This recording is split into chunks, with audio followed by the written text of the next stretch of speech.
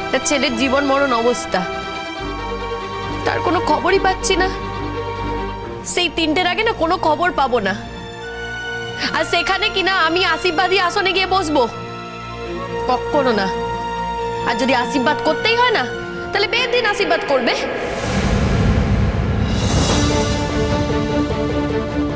শোন ফুলঝুরি, আজ যদি আশীর্বাদের আসরে তুই ফিরে না আসিস, এই বিয়ে কিন্তু হবে না, আমি বলে দিলাম। শোনো, বে হবে না, বে হবে না। আমি না উপজে ওনার কাছে বে করতে যাইনি, উনি এসেছিলেন আমার কাছে। সাদের লোককে পায়ে ঠেলছিস ফুলঝুরি, ঘর চল। আপনারা এখানে ঝামেলা করছেন? না, চলে যাচ্ছি আমরা, এক্ষুনি চলে যাচ্ছি। ফুলঝুরি, আমি ভালো কথা বলছি মা, তুই চলে যা। দেখ, আশীর্বাদটা হয়ে গেলে তারপর না হয় আবার আসিস। হ্যাঁ দাদাবাবু, আশীর্বাদটা করে নে ফুলঝুরি, তারপরে তুই আবার আয়। ওরা খাওয়া দাওয়া করে চলে গেলে তারপরে তুই আবার নয় আসিস, দেখে যাস। ওর যদি বেশি বাড়াবাড়ি হয় তুই এসে কি করবি বল? তুই তো ডাক্তার না যে চিকিৎসা করবি। বিট্টু তো ঠিকই বলেছে। বললাম তো, আজ আমি কিছুতেই আশীর্বাদী আসনে বসবো না। যদি দরকার পড়ে তাহলে বের দিন আশীর্বাদ করবে, বলে দাও ওনাকে। তোমার মন যে কোথায় আছে না, সেটা আমি খুব ভালো করে বুঝতে পারছি। এই কোথায় আছে গো আমার মন? হ্যাঁ, কি জানো তুমি ভালো করে? এই একদম চুপচাপ থাকো। হ্যাঁ, আমার মুখ খুলিও না। আমি যদি মুখ খুলি না, তোমার ভালো লাগবে না। যেহেতু আমি তোমাদের বাড়ির জামাই, আমি চাই না তোমাকে কোনো অপমান করতে। কিন্তু তুমি যে আমার বাবাকে অপমান করেছো না, সেটা আমি কোনোদিনও ভুলবো না।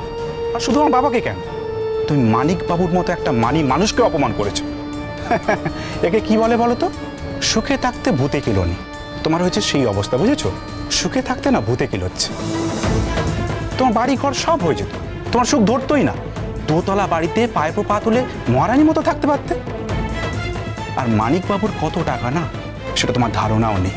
যদি তা না হতো না, তাহলে বিয়ের আগে পর করে 40,000 টাকা দিয়ে দিত না, যেখানে বিয়ে শাদী হয়নি।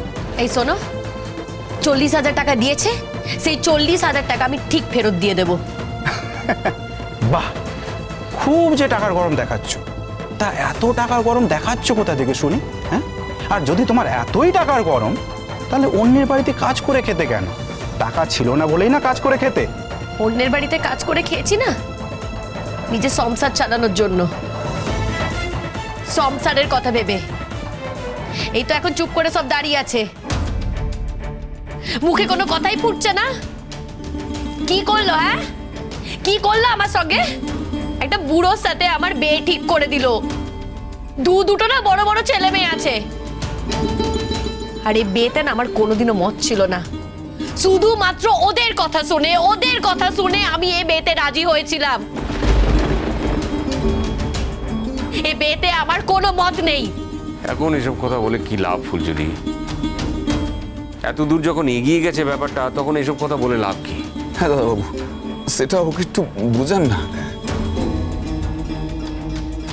দেখুন না, সবাইকে নেমন্তন্ন করা হয়ে গেছে, কাল থেকে প্যান্ডেল খারাপে।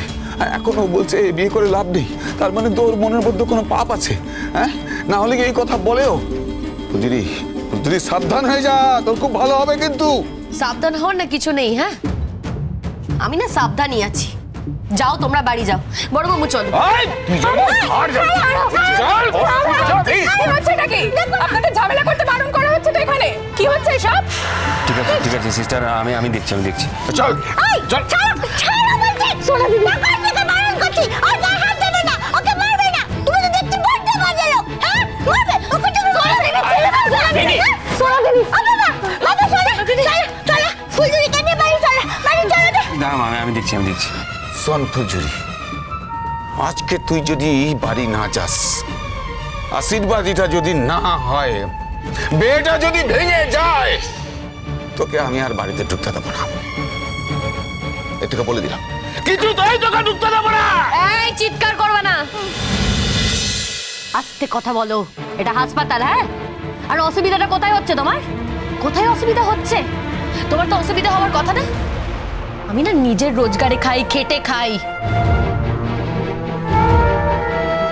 বুঝেছি তোমার অসুবিধা কোথায় হচ্ছে, বুঝেছি।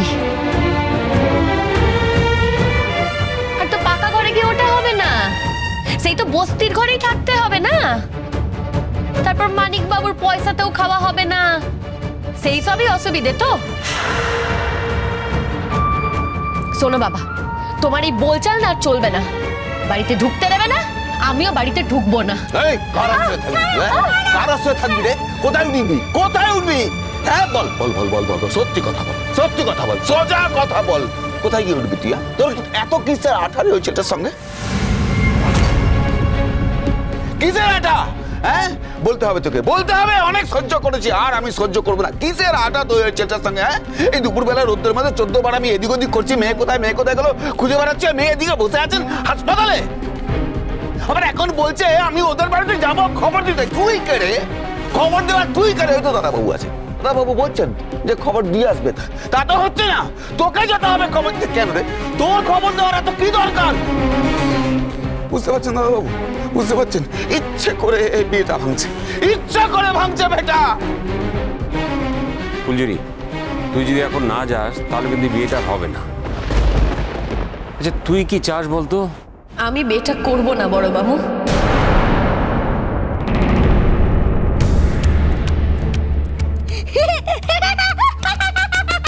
বেশ হয়েছে, বেশ হয়েছে, বেশ হয়েছে। বিয়ে ভেঙে গেছে, বিয়ে ভেঙে গেছে, বিয়ে ভেঙে গেছে। হ্যাঁ বুঝলি বুঝলি, তোকে ওই বুড়ো বাচ্চাকে বিয়ে করতে হবে না, বুঝতে পেরেছিস? তোকে ওকে বিয়ে করতে হবে না।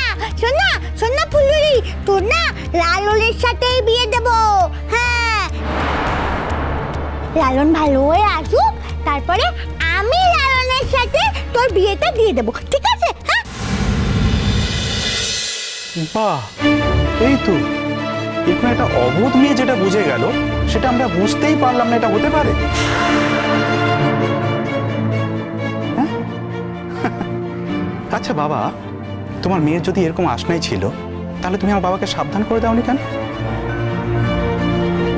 না না, কেন সাবধান করোনি? তুমি নিশ্চয়ই বোকা নয়, তুমি নিশ্চয়ই সবটা জানতে, সবটা বুঝতে, সবটা জেনে বুঝেই করেছিলে। আমি আর বাবাকে গিয়ে সবটা বলবো, এক্ষুনি গিয়ে সবটা বলবো। আর শোনো বাবা, আজকের পর তোমার মেজো মেয়েকে না আমি তোমার কাছে আর আসতে দেবো না, কোনোদিনই আসতে দেবো না। আর এরকম একটা খারাপ মেয়ের কাছে আমার বউকে পাঠাবো না, তাহলে আমার বউকেও খারাপ করে দেবে, আমার বউকে খারাপ পথে নামাবে। না না না না, আজকের পর আমার বউকে এই বাপের বাড়িতে আসতেই দেব না, এই আমি বলে দিলাম বাবা। দেখেছিস দেখেছিস সব দিক থেকে গরম সাবরাস করছিস তুই। আমার মেয়েটাকে আমি চোখে দেখতে পারবো না, শুধু তোর জন্য, তোর জন্য। ফুলঝুরি, একটা কথা বললে কিন্তু দায়িত্ব নিয়ে বলতে হবে। আর তুই তো রাজি হয়েছিলি বিয়েতে। সেটা একটু বোঝান তো ওনাকে। ও রাজি হয়েছিল বলেই তো ব্যবস্থা করেছিস। কেন রাজি হয়েছিলাম সে আমিই জানি। চড়ি দিদির সঙ্গে সন্দেহ ছিল, তাই রাজি হয়েছিলাম। কিন্তু এখন এই অসুস্থ অবস্থায় আমি লালনকে ছেড়ে কোথাও যাব না, কোথাও যাব না। যদিও চড়ুই দিদির সঙ্গে কিছু থাকে থাকুক, যদিও চড়ুই দিদিকে বিয়ে করে করুক গে, যা ইচ্ছে করুক, কিন্তু তবু এই অবস্থায় আমি ওকে ছেড়ে কোথাও যেতে পারবো না। বাবা তারকনাথ, তুমি ওর পেরানটা বাঁচিয়ে দাও বাবা তারকনাথ। এখন এই অবস্থায় আমি কিছুতেই আশীর্বাদই করতে পারবো না, কিছুতেই বের আসরে বসতে পারবো না।